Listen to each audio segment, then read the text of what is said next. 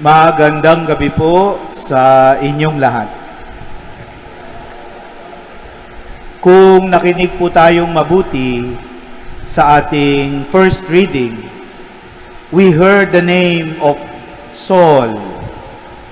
And we all know that Saul is the former name of Paul.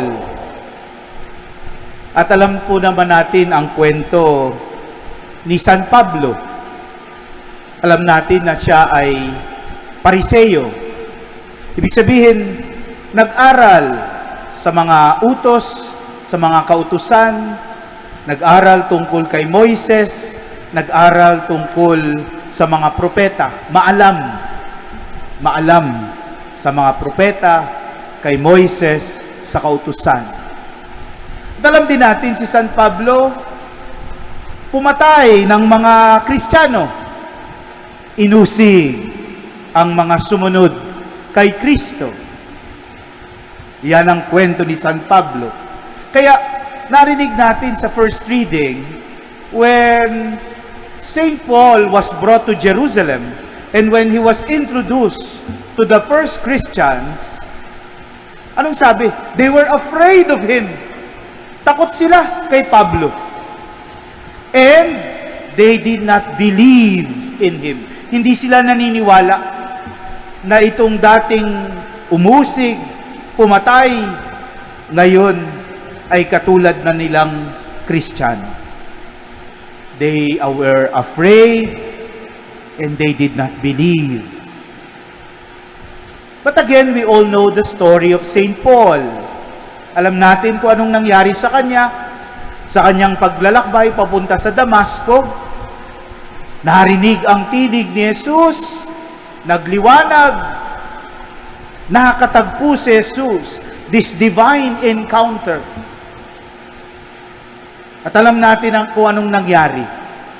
Nagsisi si San Pablo, pinatawad si San Pablo, nagbago si San Pablo, at naging masigasig sa paglilingkod at sa pagmimisyon si San Pablo. Hanggang ialay ang buhay para kay Jesus. Ito ang naging bunga ng pagkilos ng Diyos sa buhay ni San Pablo. This is the fruit of the work of Jesus in the life of St. Paul. And this is what we heard from the gospel today. That like a branch that remains in the vine, we can only bear fruit if we remain in Jesus. Tayo daw po ay mamumunga lamang ng masagana kung tayo ay nananatili kay Jesus. And my dear friends, we all are connected to Christ. Lahat naman tayo, konektado na kay Kristo. We are all rooted in Christ because of our baptism.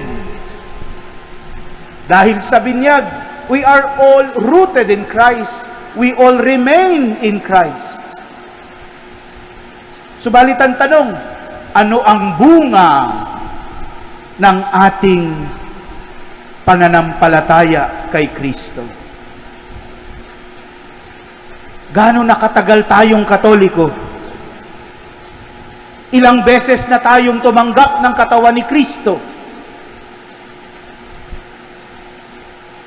Ano ang bunga ng pagkilos ng Diyos sa ating buhay? Pagsisisi, pagpapatawad, pagbabago, paglilingkod, pagmimisyon. Yan ang bunga ng pagkilos ni Jesus sa buhay ni San Pablo. Ano ang bunga ng ating pagiging Katoliko? Ano ang bunga ng pagkilos ng Diyos sa ating buhay? Alam niyo po, sa taong ito, ako po ay 25 years ng pari. At paulit-ulit ko po yung tinatanong sa dasal ko sa Panginoon, Lord, ano ba talaga ang naging bunga ng 25 taon na pagkapari? Kinakausap ko po si Father Serge kanina. Siya po, 7 years sa pagkapari. Si Father James, 2 months sa pagkapari. But my dear friends, our priesthood, our yes to the priesthood is a fruit of the work of Christ in our lives. Ikaw, anong bunga ng pagkilos ng Diyos sa buhay mo? Gaano nakatagal tayong Katoliko? Ilang beses ka nang nagsisimba? Yung iba sa inyo, araw-araw nagsisimba. Ilang beses na tayong tumanggap ng katawan ni Kristo. Ilang beses na tayong nakarinig ng salita ng Diyos. Ilang sermon na ang napakinggan o kaya na may natulugan. Napakarami ng biyaya ang tinanggap natin mula sa Diyos.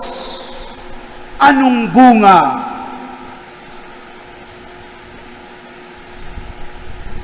We should always ask this question to ourselves.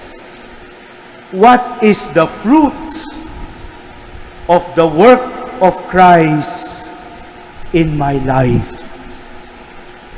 Baka po akalain natin na ang bungang ito ay ang kaalaman lamang tungkol sa mga turo ni Kristo. No? We might think that the fruit is just learning the lesson or learning the teachings of Christ. This is important. But more important is to learn to become like Christ. Ang unti-unting maging katulad ni Kristo. To become more and more like Christ. This is the fruit of the work of Christ in our lives. Ano nga po ba ang bunga ng pagkilos ng Diyos sa buhay mo? Amen.